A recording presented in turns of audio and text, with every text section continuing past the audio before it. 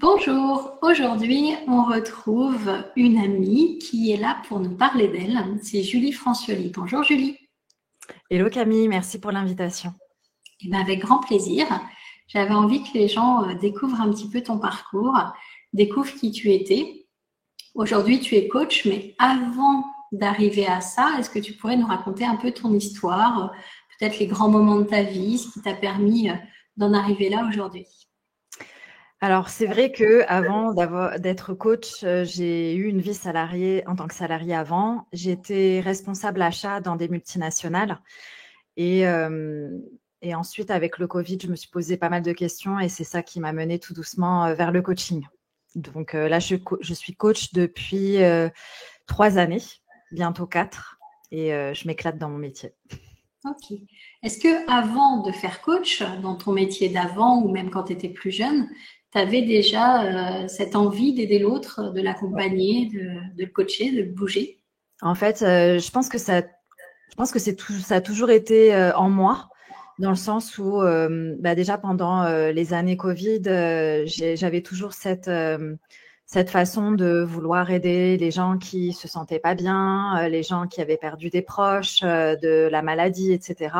Et c'était naturel en fait que pour les gens de venir me consulter et moi d'avoir envie de les aider. C'est juste que j'avais pas forcément tous les outils, notamment dans le cas des deuils.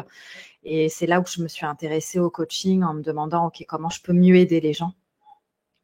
Et comment ça s'est passé pour arriver de cette envie à la concrétisation? Est-ce que tu as hésité longtemps? Comment tu as fait?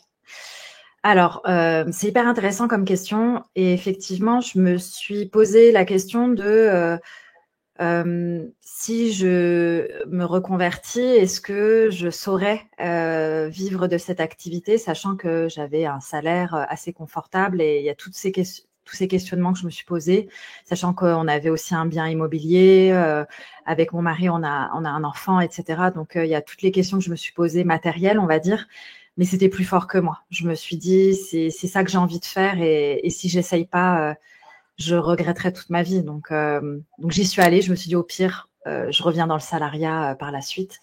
Mais j'avais vraiment envie d'essayer. Donc, tu n'as pas eu besoin d'y revenir. Pour l'instant, ça Ouais, fonctionne bien. ouais. Est-ce que tu peux nous parler un peu de ton quotidien d'entrepreneur? Ça ressemble à quoi d'être entrepreneur? Parce qu'il y a beaucoup de fantasmes sur le métier de l'entrepreneuriat. Est-ce que Ouais. tu pourrais nous donner du concret? Oui. Alors, en tant qu'entrepreneur, je trouve on a une multitude de casquettes. T'en parles parfois en story, mais en fait, on commence par aussi gérer notre propre admin, notre propre communication, la manière de vendre, la manière de livrer aussi nos services. Et ça, je pense que les gens ne sont pas assez préparés à enfiler toutes ces casquettes parce qu'il faut quand même être débrouillard. J'aime à dire que tout le monde n'est pas fait pour être entrepreneur parce que on développe beaucoup de résilience, beaucoup de discipline aussi à avoir. Et il faut vraiment avoir un pourquoi assez fort pour continuer, notamment dans les périodes de creux, parce qu'il ne faut pas se leurrer. On ne fait pas tout de suite du chiffre d'affaires et des bénéfices, notamment. Ça peut prendre du temps. Après, il n'y a pas de règle, hein. Il y en a qui s'en sortent très bien rapidement et d'autres qui ont besoin de plus de temps. Je dirais juste que quand vous êtes connecté vraiment à ce qui vous inspire, vous trouverez l'énergie et la force de continuer, même dans les moments les plus difficiles. Mais il ne faut pas se leurrer, il y a des creux et il y a beaucoup d'apprentissage à avoir. Moi, je me suis énormément formée les 2 premières années. Et d'ailleurs, j'ai eu l'honneur de me former avec toi pour l'hypnose. Mais il faut vraiment le vouloir. Je pense que les gens, ils pensent beaucoup que ça peut être facile et rapide. Et ça peut l'être, mais pour moi, ça reste quand même des exceptions. Et donc, tu as une petite particularité, si tu n'as pas encore déménagé, mais tu n'es pas en France, je crois. Non, j'habite aux Pays-Bas. Ok, comment ça se passe alors? Parce que toi, tu coaches en français. Je coach en français. Je peux coacher en anglais. En néerlandais, je suis pas assez bilingue, on va dire. J'ai pas développé assez de compétences linguistiques pour coacher en néerlandais. Mais on va dire que quelqu'un qui s'exprime en néerlandais, je pourrais coacher en anglais en retour, quoi. Donc, je pense qu'il y a un moment donné, je développerai mon activité en anglais. Mais pour l'instant, je me concentre vraiment sur la francophonie. Ok. Et tu coaches dans toutes sortes de domaines? Oui, aujourd'hui, oui. Au début, c'était vraiment pour tout ce qui était professionnel, reconversion. Et aujourd'hui, tous les domaines. Donc, on va dire que les gens, ils appellent un peu mon rôle comme coach de vie sur les différentes sphères. C'est intéressant parce que souvent, justement, il y a des coachs qui conseillent de prendre une niche, de garder un tout petit secteur. Et en fait, la vie t'a amené à t'ouvrir à plus de choses. Tu peux nous en parler? Oui, alors je suis d'accord avec toi. En fait, quand je me suis formée à l'entrepreneuriat et au business, on m'avait dit il faut que tu te niches. Et en fait, je me suis rendu compte que les clients que j'avais avaient souvent des problématiques qui étaient liées à autre chose. Donc, je coachais vraiment sur le côté pro. Et les problématiques étaient souvent liées à leur enfance, à leur émotionnel, à leur santé, à leurs liens familiaux. Et c'est là où je me suis rendu compte que, en fait, c'était lié à tout et j'avais pas envie de me nicher moi. Donc, j'ai décidé contre le courant, en contre-courant, on va dire, de ne pas me nicher dans le business parce qu'avant, j'étais coach business et de dire, je suis coach de vie et je coach sur toutes les sphères et je suis OK avec ne pas me nicher, quitte à en payer le prix, c'est-à-dire que je ne sois pas remarquée pour quelque chose de très spécifique et je suis OK avec ça. Ok, donc c'est intéressant parce que j'accompagne souvent des personnes aussi qui sont persuadées qu'il faut se nicher, qu'il faut renoncer à l'un pour pouvoir faire l'autre, notamment en hypnose, qui veulent faire que les enfants ou que les parents. Ouais. Mais en fait, c'est important de s'occuper des deux pour que les deux puissent aller bien. Donc c'est chouette de voir que ça marche aussi, le fait de ne pas se nicher. Comment tu as fait justement, parce que je sais que tu as fait plein de formations différentes, pour faire un peu le tri entre ce qui résonnait vraiment chez toi, ce qui tu avais envie de mettre en place, et puis ce que tu as mis de côté. Je sais notamment que tu as fait certaines formations où tu as pris que certaines choses dedans parce que d'autres ne te correspondaient pas.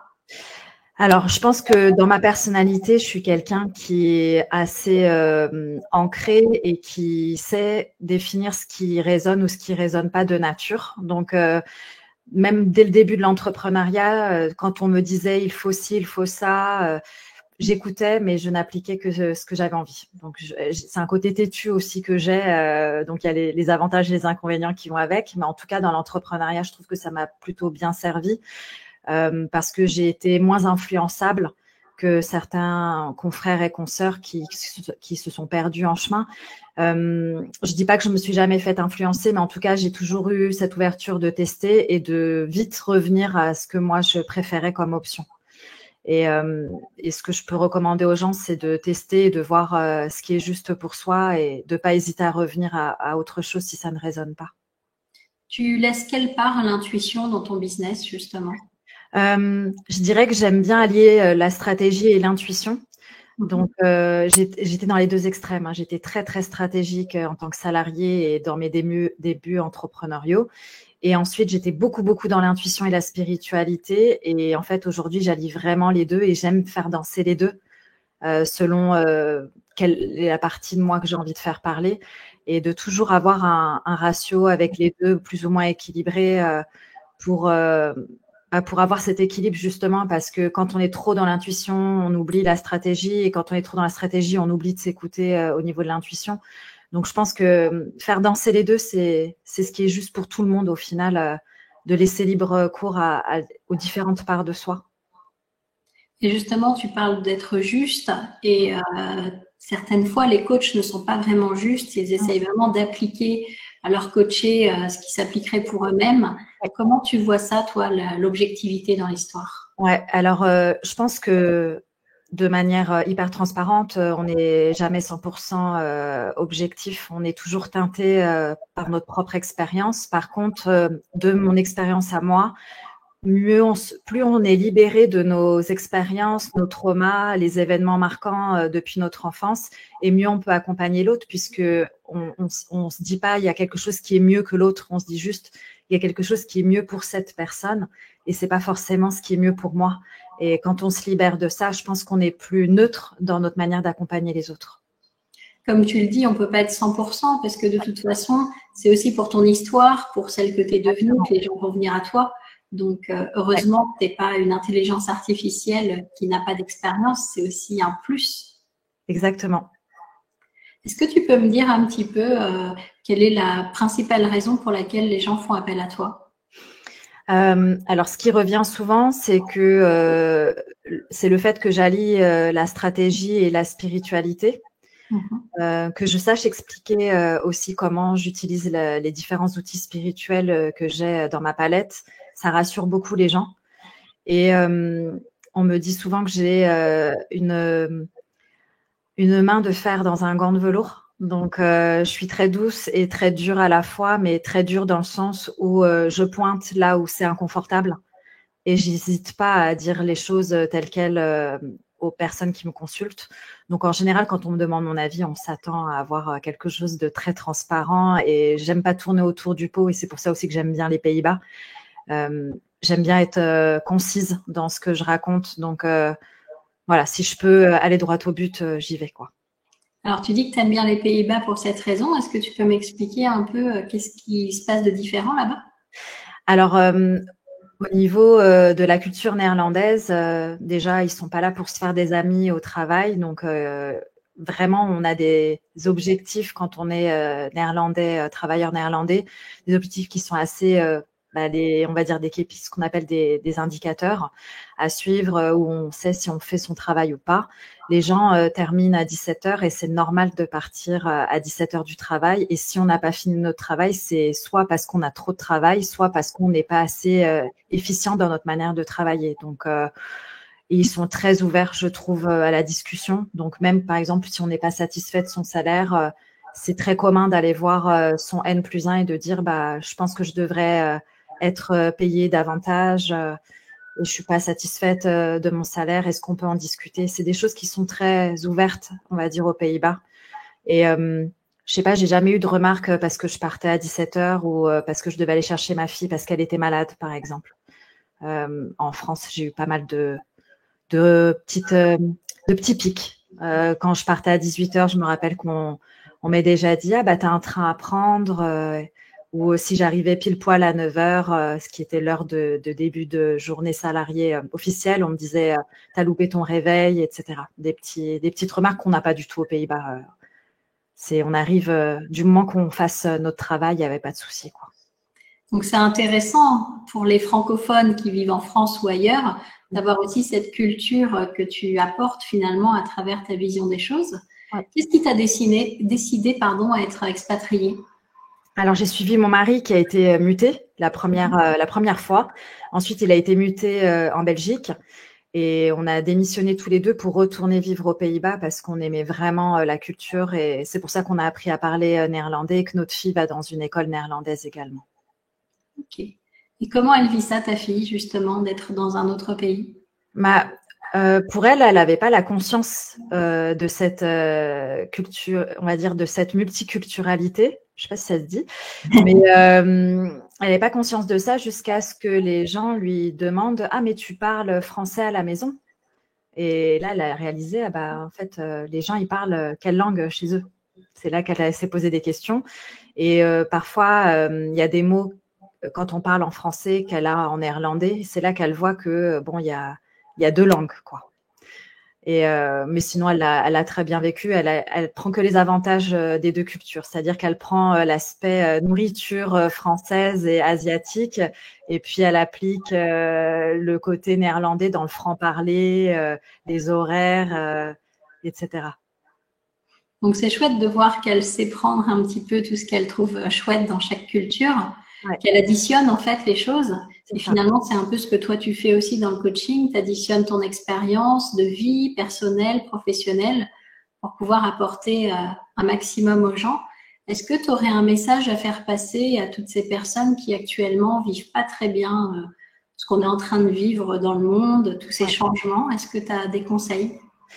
Je pense qu'on se rejoint pas mal sur ce côté-là, Camille. C'est de voir ce qu'on peut faire à notre niveau, de ne pas culpabiliser, de ne pas pouvoir faire plus ou de ne pas avoir l'énergie de faire plus ou même peut-être l'envie de faire plus, qu'on a tous un rôle à jouer, on forme un tout et de garder espoir et de se nourrir de ce qui nous apporte de la joie et de l'amour. Eh bien, c'est un très beau message. Merci beaucoup. Je vais mettre en dessous de la vidéo toutes tes coordonnées si les personnes souhaitent se faire coacher par toi. Est-ce que tu as envie de rajouter quelque chose par rapport à tes coachings qui serait important de dire aux gens? Alors, j'accompagne majoritairement les femmes entrepreneurs, D'accord. mais je sais que mes messages résonnent aussi auprès des hommes entrepreneurs et des femmes qui ne sont pas entrepreneurs. Donc, tout le monde est bienvenu. J'ai énormément de contenu gratuit, mais c'est vrai que mes accompagnements visent plutôt les femmes entrepreneurs. Donc, c'est vraiment pour spécifier un petit peu là où j'ai choisi de me nicher du coup. D'accord. Donc, tu es nichée sans être nichée. Tu restes ouverte à Exactement. la demande.